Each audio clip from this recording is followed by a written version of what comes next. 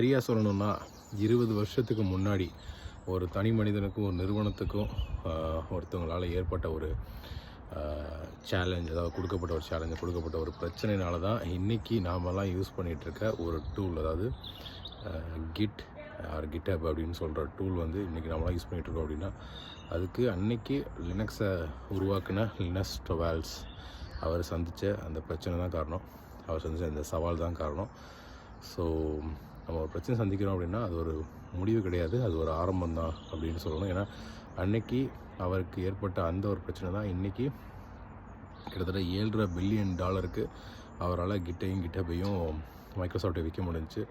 So எந்த ஒரு பிரச்சனையுமே பார்த்திங்கன்னா ஒரு முடிவு கிடையாது, ஒரு ஆரம்பம் தான். இதை பற்றி நான் இன்னும் விளக்கமாக நம்மளோட கிட் சீரீஸோட 2வது வீடியோவில் ஷேர் பண்ணியிருக்கேன். ஸோ நாளைக்கு அந்த வீடியோ வரும். இன்றைக்கி நீங்கள் அந்த மொதல் வீடியோ பார்க்கலன்னா பாருங்கள், ரொம்ப யூஸ்ஃபுல்லாக இருக்கும். ஸோ நாளைக்கு அந்த 2வது வீடியோ வரப்போகுது. அதேமாதிரி இன்னும் கிட்டப் சம்மந்தமான எல்லா விஷயங்களையும் நம்ம தமிழ்லேயே பார்க்கலாம். ஸோ மறக்காமல் நம்ம சேனலை சப்ஸ்கிரைப் பண்ணுங்கள். உங்கள் ஃப்ரெண்ட்ஸ் யாராவது பார்க்குறாங்க, கிட் கற்றுக்கணும்னு நினைக்கிறாங்க அப்படின்னா அவங்களுக்கு நம்ம சேனலை சப்ஸ்கிரைப் பண்ண சொல்லுங்கள், ஷேர் பண்ணுங்கள். ஸோ வணக்கம், ரொம்ப சந்தோஷம் தமிழ் புத்தாண்டு இன்றைக்கி உங்களை சந்திச்சது. ஸோ மீண்டும் இன்னொரு வீடியோவில் சந்திப்போம். அது வரைக்கும் நன்றி அண்ட் பபாய். ரொம்ப சந்தோஷம். Take care and bye bye.